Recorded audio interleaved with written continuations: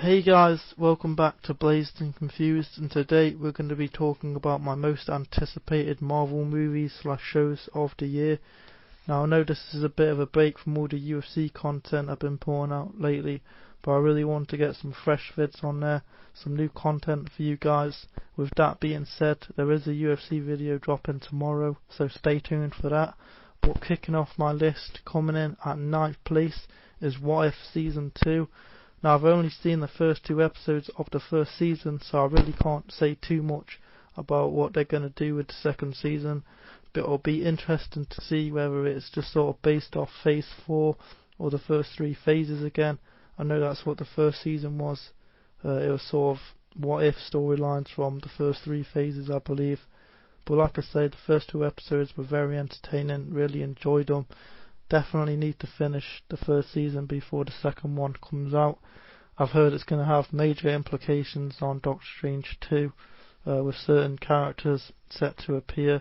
I know there's rumours of Captain Carter also being part of the Illuminati, which was briefly showcased in the Doctor Strange 2 trailer with Patrick Stewart.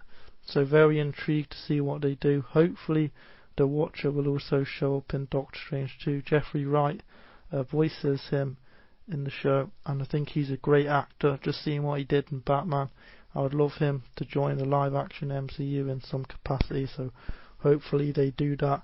But coming in at number 8 is Guardians of the Galaxy Holiday Special. Now they haven't really revealed too much on this, there's not really been too many details. All we know is it drops December of this year. It's written, directed by James Gunn. It was shot back to back with Guardians of the Galaxy Volume 3. So there's not too much detail story-wise, whether it's just going to be a half an hour sort of gag and it's just going to be more of a comedic episode, whether it will continue on from Thor 4, set up the events of Guardians of the Galaxy 3, remains to be seen. But I'm looking forward to it nonetheless. It's been a very long time since we've seen the Guardians of the Galaxy, so it'll be cool to see what their characters are up to.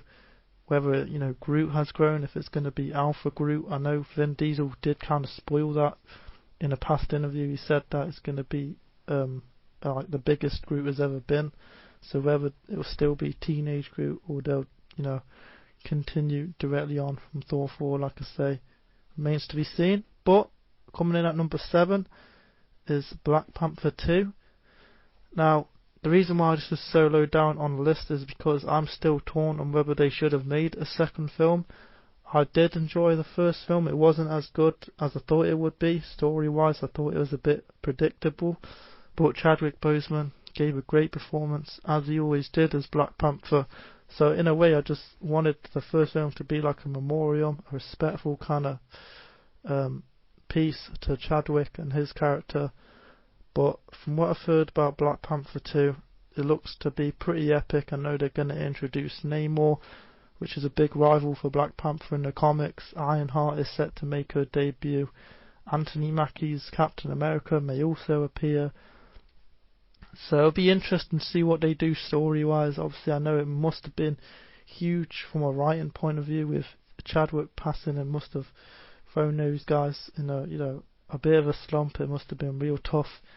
Not just for the MCU, but obviously Chadwick's family. So all the respect in the world for the MCU continuing this franchise, and hopefully it is a respectful piece to Chadwick and they really do pay tribute to what he did with that character. Chadwick left an incredible legacy behind in the MCU, so hopefully it is showcased in the second film, and hopefully they are able to continue it in a very nice, respectful manner. And I know Shuri is meant to be taking over the mantle, which I think would be the right thing to do. It happens in the comics, so I think it would be the best option. It wouldn't make sense for them to recast Black Panther or do anything like that. I particularly wouldn't really like it. Obviously, I know down the line, in many years to come, they'll probably end up doing it, but for now, keep the Black Panther name alive in T'Challa's family within Shuri. I think that would be the best way to do it, and I think the fans will definitely appreciate it a lot more. But coming in at number 6 is Miss Marvel. Now, as I say, another show I'm really looking forward to. Just had a trailer a few days ago for it. We got the release date, which comes out June 8th, so it's not too far away. There's a lot of hype going into this show. I'm a big fan of the Miss Marvel character. I've read a few of her comics, as well as seen her in the Avengers games, which was very fun. It looks like they've definitely altered her powers to fit more the Captain Marvel universe, with Monica Rambeau and Captain Marvel powers seem very similar to that, as opposed to the comics. She had more Mr. Fantastic style powers, which is why I'm sure they also changed them, because they wanted Mr. Fantastic to feel a bit more distinct and unique with his powers in the MCU. But you know, this show is a very diverse show. It's going to be touching on a lot of different things, the Pakistani kind of race, the religion, the culture. So it's just another tick in the box for the MCU. You know, they've had the first Asian-led superhero film. Now they're going to have the first Pakistani-led Marvel show, superhero show. So they really are expanding their universe, not just adding in more characters, but just more diversity and cultures, which I think is very cool. So I really respect that from the MCU. Very hyped for the Miss Marvel show. I know Captain Marvel is meant to make an appearance, which I think would set up the sequel to her film perfectly. Hopefully that does happen. I'm sure it will be true. It would make a lot of sense. But yeah, we don't really know too much story-wise. The villain has yet to be revealed, but I'm intrigued to see what they do. But coming in at number 5 is Thor 4. Now this is another film I'm very excited for.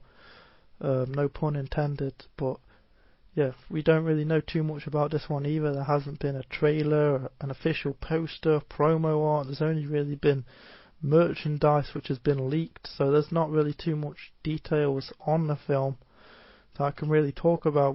What we do know so far is that Natalie Portman will have a major role, and she will become Lady Thor, which was revealed by Taika Waititi a few years back. So I mean, that should be cool. I hope it's not just a passing of the torch. I want to see Chris Hemsworth continue his role as Thor. He is still quite young. I think he's only in his 30s, so there's no real reason for him to step down as Thor. If that's what they decide to do, then okay, but I think Thor still has a bright future in the MCU. I think having Natalie Portman be more of a supporting role, I think that would be cool. That I don't think they'll do. I think maybe they're going to push for her to have her own trilogy and her own franchise, which will be interesting to see how fans react to it. I know Christian Bale is meant to be in the film as Gore the God Butcher, playing the main villain. Russell Crowe is going to be in the film, so there's a lot of big actors that are going to be appearing in the film, which is pretty sweet. But coming in at number 4 is Moon Knight. Now this only drops about a week from now, so there's a lot of hype going into this one. Another lesser known Marvel character brought to the mainstream audience, played by another great actor in Oscar Isaac.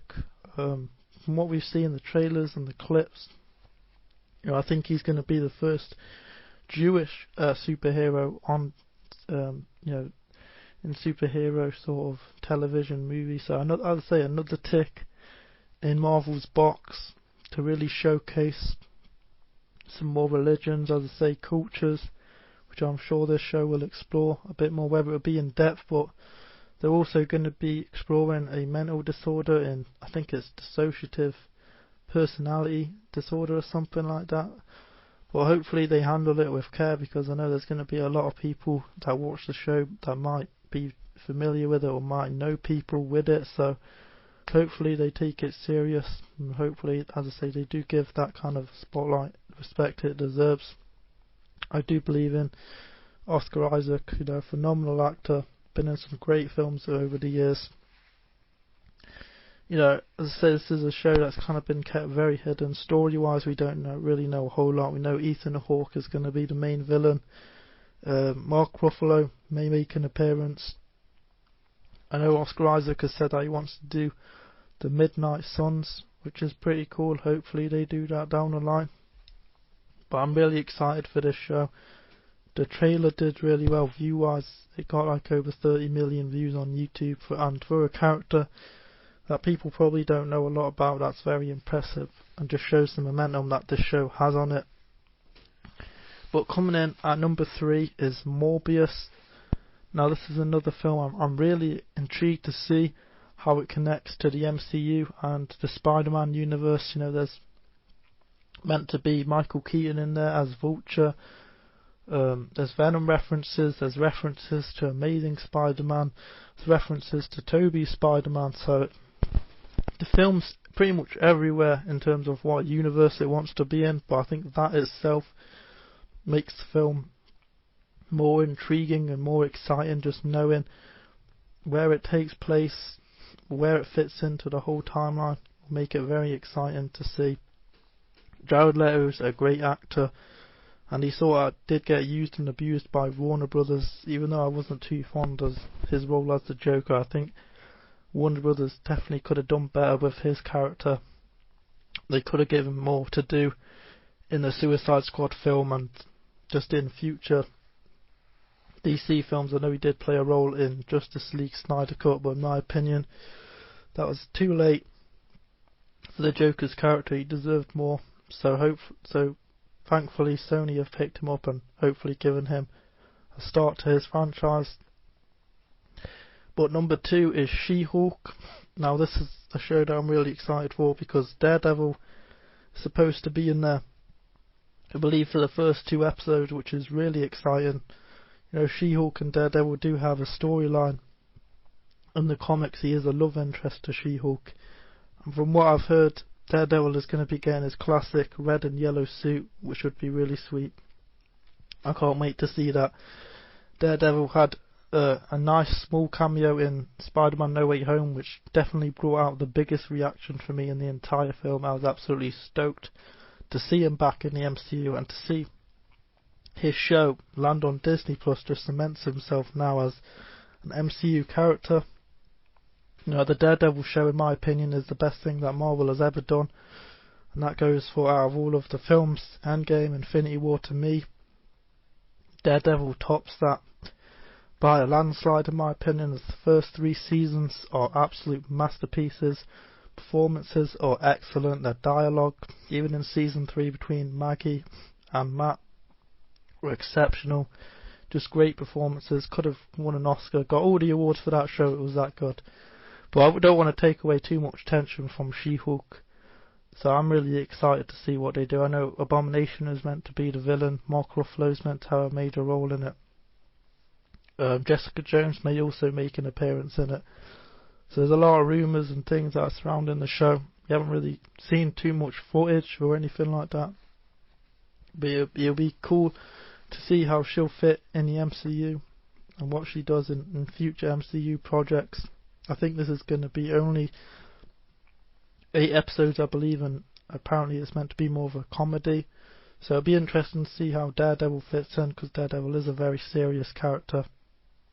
So hopefully they can juggle those tones very well, which I'm sure that they will. But number 1 is Doctor Strange Into the Multiverse of Madness.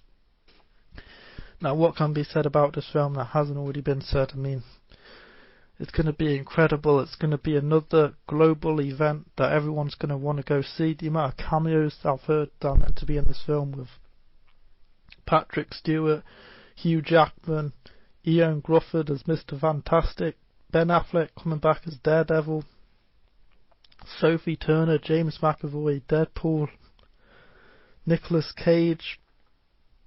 I mean, there's so much hype going into this, and I can't wait to see what they do with it. Sam Raimi's directing it, which is amazing considering he's a beloved director in superhero lore. I mean, he directed 3 great Spider-Man movies. He also made a reference to one of them in his film, so to see it come full circle in a way is very cool. Benedict has spoke levels of this film that's going to top No Way Home by a landslide, and it really feels like No Way Home definitely set up the multiverse, and this will be the big cherry on top, and it will just sort of blow it out of the water with how many cameos and appearances are going to be in it, which I think is cool. So I definitely think Doctor Strange 2 will take place directly after No Way Home. I've also heard Toby is apparently meant to be in Doctor Strange 2, which is kind of interesting considering Doctor Strange 2 originally was meant to come out before No Way Home, so whether that's true or not I'm not quite sure. I think it would have taken away that surprise had Doctor Strange 2 came out before No Way Home and Toby was in it, so I'm not too sure about that one. But if he is, that would be really cool. I know Toby and Andrew have said they want to continue playing the roles, and what better way to sort of propel that even more is by having this film, having the multiverse open for endless possibilities for them to return again. Maybe there'll be like a universe crash, so all these different universes across Marvel, like the Fantastic Four universe, the Ghost Rider one, the X-Men, maybe they'll all merge together. I'm not quite sure, but even that would be quite cool. But yeah, just tremendous levels of excitement for this film. I cannot wait. America Chavez is going to be in it. Scarlet Witch is meant to be the main villain, so it'll be cool to see Doctor Strange and Scarlet Witch finally have their epic battle and will determine the most powerful character in the MCU. Now a lot of people say, oh, it's Thor, it's Captain Marvel. No, in my opinion, it's Scarlet Witch. Seeing what she did in WandaVision, and now that she's learning the dark magic and she's up in her sorcery game, will only make her even more powerful, so I'm really intrigued. As I say, Wiccan and Speed are also meant to appear in the show, so it's going to be sort of a continuation from Scarlet Witch's story, and I've heard she's going to have a very pivotal role in the MCU moving forward, and apparently she's even getting her own solo film which has recently been leaked, which I think would be pretty sweet. I think after this film it's only going to make that demand higher, so yeah, very excited for the MCU projects that are coming out this year. I hope you guys really enjoyed the list. Let me know down below what your ranking is, or what's the one Marvel movie or TV show you're excited for this year. Again, I hope you've really been enjoying all the content I've been pouring out lately. The UFC London vid has done really well in terms of views and reception, so I really do appreciate all the support. I also dropped a Fortnite video yesterday, so if you haven't watched that, I'll leave a link in the description. But stay blazed.